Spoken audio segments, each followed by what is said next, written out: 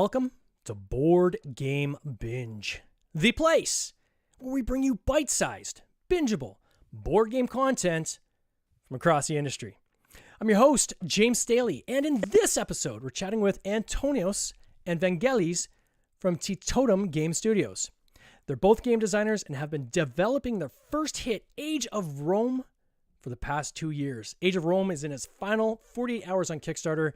It is just doing crazy numbers, and we're going to talk about it on today's podcast. Gentlemen, welcome to the binge. How you doing? Hello, James. We're fine. Hello, James.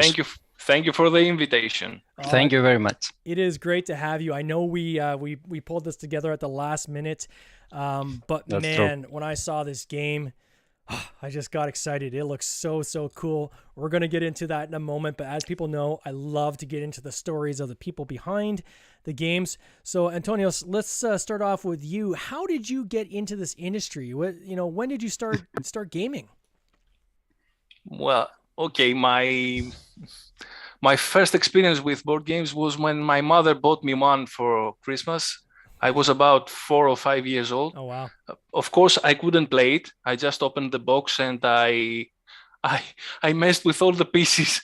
And when she woke up, she saw all those and she never bought me a board game again. But that was kind of a trauma.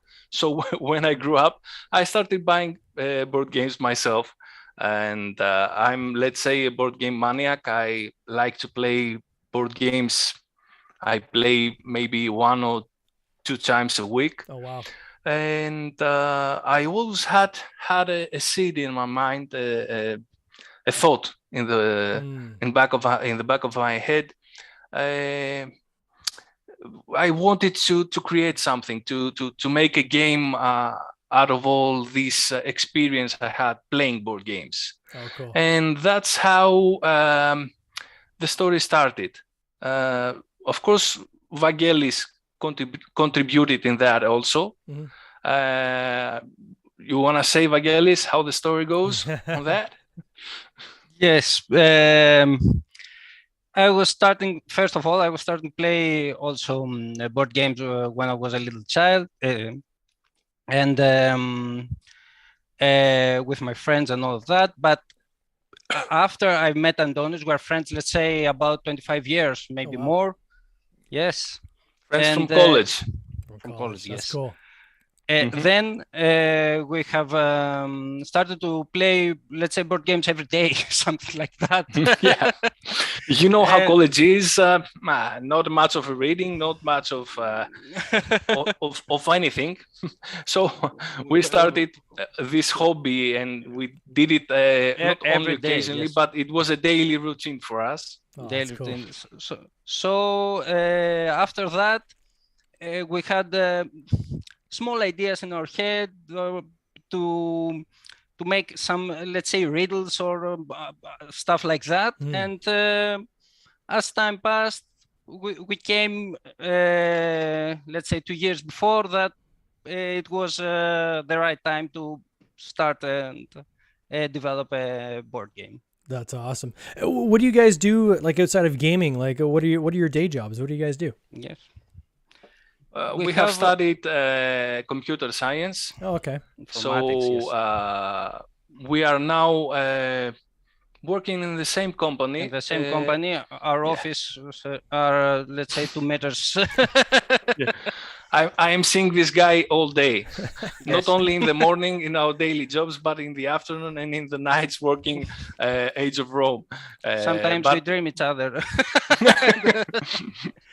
But it's okay because he's a really cool guy. So I'm lucky to have him as a friend. But we are doing, to get back to your question, James, we are IT services. So we help other people making their company flow and work in the best way it can.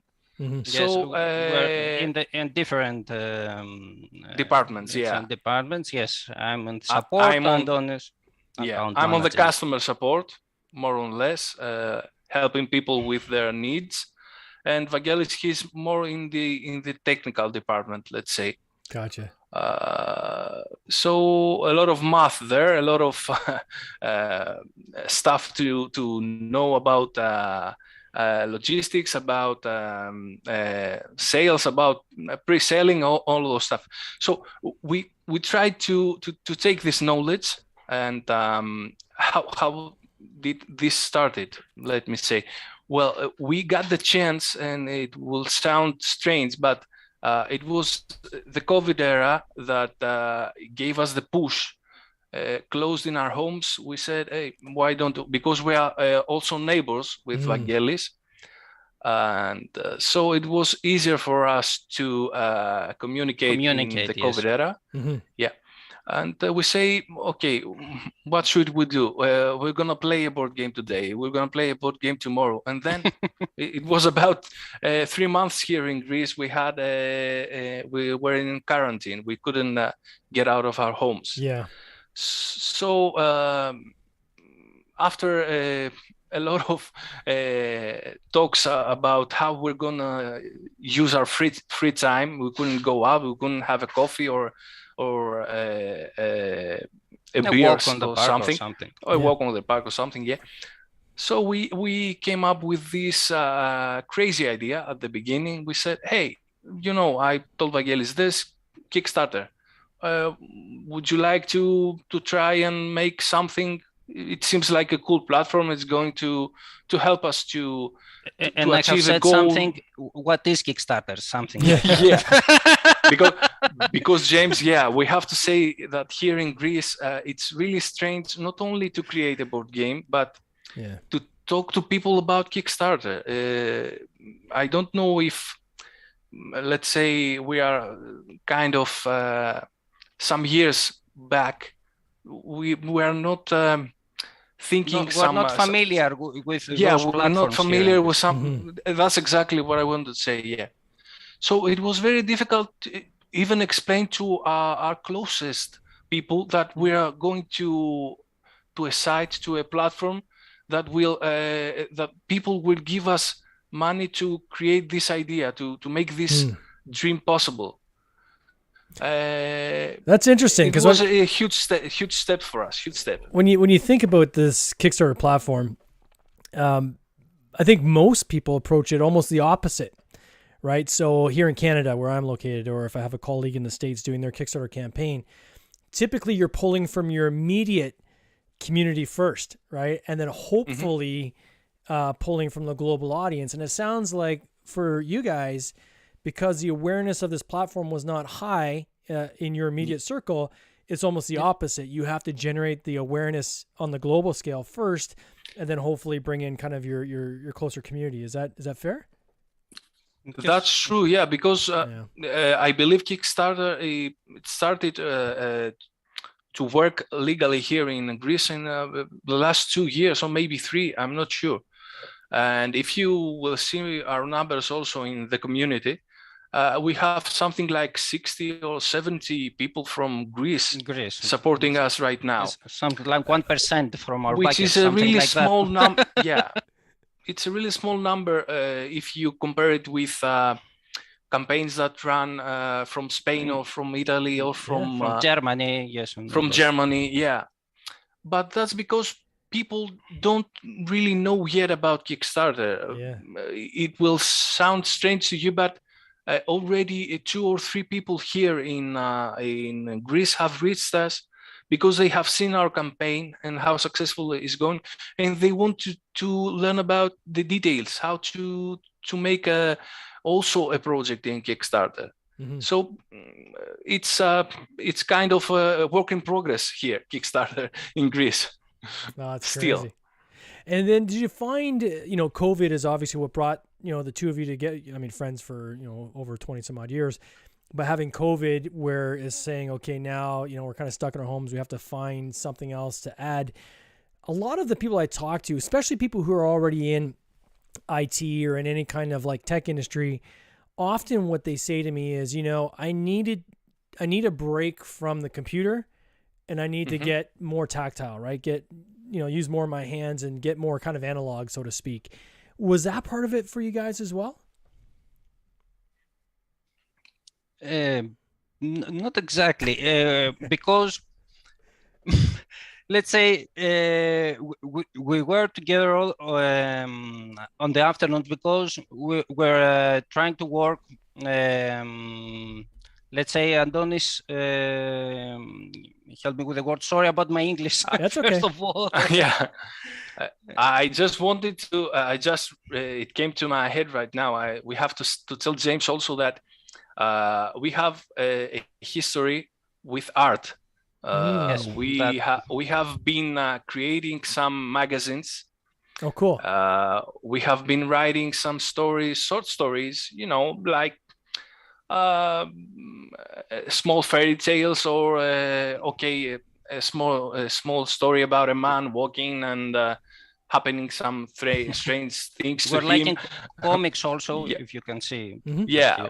So it was more of a need to get in touch with art and with creation, because in our jobs we don't have that.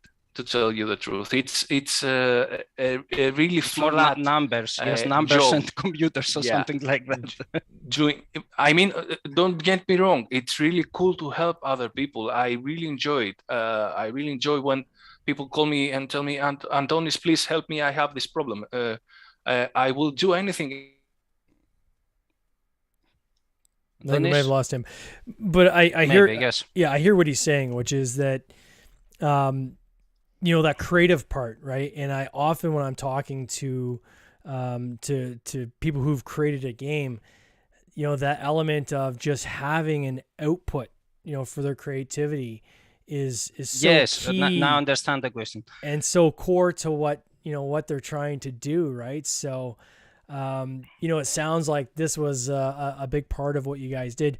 While we wait for Antonios to potentially rejoin us, we'll see if his internet connection comes back. Can you tell me, Vangelis, the idea of Rome? Is this something that you guys had been interested in and had talked about for a while, or is this what was happened? Yes, first we've got the idea of the main mechanism of the rotating board. Then we have tried to figure a theme about that. As we were making a theme, fantastic. It was just fantastic places and all that. Then all that was fit in the Rome Empire. Right. So we have said, okay, let's put the game in the era of Rome, but not because many board games are in the same theme. Yeah.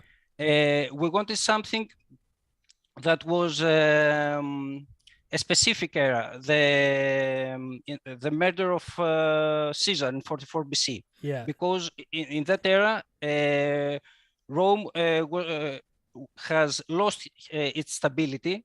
Yeah. So many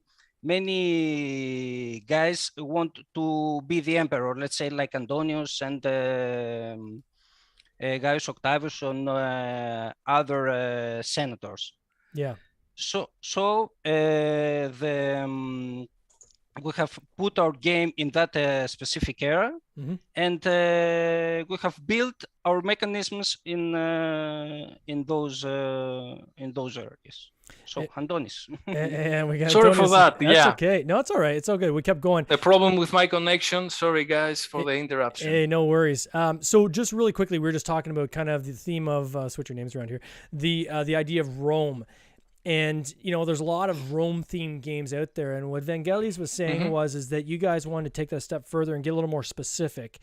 And from what I've seen in your videos, you go really specific, right? So specifically a year, right? So 44 BC, Caesar's been murdered. Brutus and I think Cassius are on the run, for anybody that knows Roman history. Is it Brutus and Cassius? You are correct. Yeah, that's correct. Yeah. And then there's They are the main conspirators. They have created all the conspiracy to go and murder Caesar. Exactly. And at the time when they murder Caesar, the excuse they use to murder him is that he's a dictator, right? That he's Yeah, that's right. kind He of wants to become a god, and he a wants king to or whatever, right? Yeah. So then everyone's afraid, quite frankly, of at that time of saying, okay, I'm going to take over, because they just saw the guy who tried to be dictator murdered. So they form what's called this triumvirate, where they have three kind of high-ranking. I think Octavius, his nephew, is one of the. And there's Of two course. others. Grandnephew, yes. And they decide they're going to rule Rome together as a triumvirate, as these three individuals, right? Not only because they cannot take Caesar's place, but because they are afraid of each other also. Yeah. They don't know who's with the conspirators and who is loyal to Caesar. So it's a strategic move. It's Marcus Antonius takes the, let's say, that decision to bring those three men together, himself, Gaius Octavius, and Aemilius Lepidus, and they join forces. They have quite an army, the three of them, and they first want to bring back stability to Rome, because people loved Caesar. They wanted to make him a god. They wanted to worship him. They have offered him, I believe, 2 or 3 times to become their dictator, their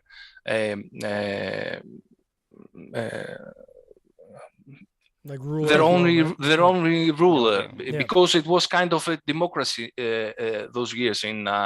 There was the Senate taking the decisions. Caesar was not actually deciding alone the fate of Rome. So we thought it would be because it's that art thing that I was talking about before I lost my connection. We like art, so we have been reading Shakespeare, and there's the play there, about Caesar, and we thought that would be a really cool beginning for the game. It will have a story to say, not only because you know that there are some games you will start playing them and you see that the theme is not quite implemented inside the mechanics. And we want it to be like a unity, the theme, along with the mechanics, along with the heroes, along with the philosophy of the game. We have find first the main mechanic, and then we have put all the other mechanics on it about the specific Roman era. So let's talk about this game. So Age of Rome, you guys have just over 48 hours left. So 2 days left. I think about 63 hours, it says on the page here. I'm going to put this in Canadian dollars because, quite frankly, that's all I can see on this side. But the Canadian dollars, it's $153,000 you've raised on looks like a pledge of, or a base requirement of 26,000. So you've absolutely smashed your goal. Anytime anyone gets into 6 figures on a campaign, that is usually seen as a runaway success. So congratulations on that. And thank you very much. Yeah, and on top of that, when I first saw this game, I'm like, oh, that looks really cool. I want to talk to these guys. But then as I started really digging into the game and the mechanics of these pieces, then I started to realize this is really cool. Like, you've done some really, really neat stuff in this game. It's obviously a combination of many, many, many different games. So it's almost like someone took all their favorite game styles, right, and munched it together into their perfect game. And I'm sure that's kind of what you guys did, because, oh man. So let's talk a little bit about. Maybe you can give an overview of how to play the game. I was actually surprised. This is one of the most meaty games I've seen that is described the quickest, if that makes sense. So you've got a video where they explain literally how to play the game in 3.5 minutes. Yeah. For a game that's quite complicated, that is a huge accomplishment. But can you give the audience just kind of an overview of what this game is about, like how to play this game? Sure. Yeah. Well, it's basically a worker placement game, but not like the static worker placements. You have to create your places. So there's a first phase. Game is played in 4 phases, in 9 rounds. Every round has 4 phases. So there's a first phase where you take an action if you want to take that action to your opponents. We call it scheme. It's related to the main sport in Rome. Yes. Let's say the backstabbing. Backstab. Yeah, because a good emperor always has to carry a dagger with him. Yeah. And that's where an event also takes place. And this event is crucial because not only gives a benefit to some players, but gives the points where the board is going to rotate. And the turning order also. And the turning order, yeah. That's important because in the next round, you're not going to rule the region you're ruling now. So you're gonna, if you are playing James on the Africa region, you and the turning order is coming to me, I'm going to play to the Africa region on the next round. So I have to take an eye, what are you building there? What are you giving me? Is it something good for me or is it something bad? So that's the main idea of the rotating board, how you have to manage every aspect of the region to do something good to yourself or something bad to your opponents. So we go to the second phase. After that, we go building, we take tiles and we place them or we upgrade them. We have those transparent tiles that go on top of each other. Oh, they look so cool. Let me just hang on that for a second. So, and I've got an image on the screen here for people to see. This is one of the things I thought was just really cool. So when you're placing this, you're kind of like building, but then when you upgrade, you have these acrylic tiles that the upgrade goes on top of the acrylic tile and it adds on to that element you're building. So you have this kind of a layering effect, which I thought was really clever, the way you guys kind of put that together. Yeah, we wanted, when our illustrator, Evan Scale, has created the map, it was one of the first things along with the box cover. Yeah. We saw the amazing art and the details that he have drawn. And we said that we couldn't just use cardboard to cover that so magnificent work he made. So it was like in one way to go with the transparent tiles. And after that, we have been working on that, and we said we're gonna build, not only put them and take one, because some people asked us, why don't I just pull out the level 1 building and place the level 2? Okay, you can do that, but as you said, James, I believe it's cooler to stack them and to create a 3D effect, like building a bigger building there, upgrading. It reminds me a little bit of Canvas, the game Canvas, where you have acrylic cards. Yeah, with the transparent cards. Exactly, and you're building your painting, right? It's kind of a neat idea. Talk to me about how this voting works. So I've got the politics piece up here too. So the control of the Senate, what's the relevance of that? Yeah, it's the third phase where we're taking action. One of the actions you can take, it's the political action. So you are casting votes. There's a system there. It was the Roman system of voting. It was something that really existed, and some of our even now some of the political systems have some influence there in the Roman era. Similarities. Yeah. So what we have done there is, because we have studied programming, we took the first in, first out algorithm, and we made it kind of a fun way to play, to cast votes. So I'm placing my votes, and when the height goes to a maximum level, that's 5 votes. When the 6th vote is dropped, the top-down vote is casted out. So players have to control to try to earn the majority in the Senate by placing the most votes there, because if they place 3 votes in a row, they win some extra points. But also they have to think in which is the best timing to place a vote. Yeah. Because if I place it too early, someone is going to cast me out. and I'm not gonna score points at the end of the game. And the most So points there's- are on the bottom of the Senate. Oh, okay, gotcha. What I think is really neat is your attention to detail, right? So, one thing could be just to say, I'm going to put these chips on here so that, and we're going to do this kind of first in, first out stacking mechanic. But the shape of it's like a column, right? It's like a Roman column, Yeah. right? So We Yeah, want it to be like an little touches obelisk, like that is- yeah. it's cool. Because it's our first game, James, we didn't want to, let's say, to miss the details. We really Yeah. wanted to make a very cool job, and not to say not only for us. We have a really magnificent developer. It's our partner, George Dimitriou. Mhm. And as I told you about our illustrator Evan Scale, and the weird stuff in all these things is that we were totally unaware of the board game society and how board gaming works, because we all have other jobs. Yeah.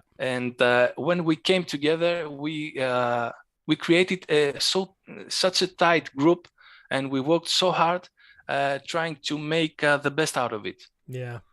It's cool. There's two more things I want you to talk about. One is your how the trading works, and the other is the religion, because again, two very, very cool things. So let's start off with the trading. So my understanding is you're getting cards which you can use as abilities, and again, I'm showing for people who are watching live. Or if you can use a set, you can actually hold the set back and put that towards victory points at the end. Is that correct? That's correct. Yeah. That's pretty cool. You can collect items in sets of 3, and you can score them at the end of the game for points, or you can use some unique effects. Like, for example, if someone is scheming against you and you have a trade card that says stop that scheme, or maybe earn some extra dinari because you need dinari to build. Structures or upgrade them. So you have a two-way. You can make combos road also there. with the cards.